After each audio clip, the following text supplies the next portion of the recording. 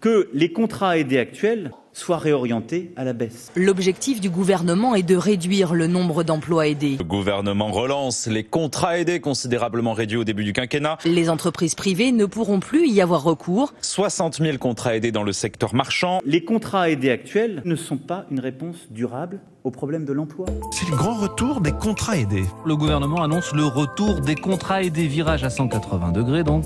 Le contrat aidé, c'est le dispositif qui est le moins efficace de toutes les politiques de l'emploi. Les contrats aidés, c'est un tremplin vers l'emploi. Les contrats aidés ne sont pas un tremplin pour l'insertion professionnelle. Les contrats aidés, c'est pas une voie de garage. Qui veut un contrat aidé? Que ceux qui les défendent les prennent. Avoir aussi l'accès à donc des formes d'emploi qui sont très aidées par l'État et accompagnées. Les contrats aidés ne sont pas une solution très satisfaisante. Le gouvernement relance toute une série de contrats aidés. L'emploi aidé, le contrat aidé, ça n'est pas une solution pour tout. 60 000 contrats aidés dans le secteur marchand, a-t-il annoncé.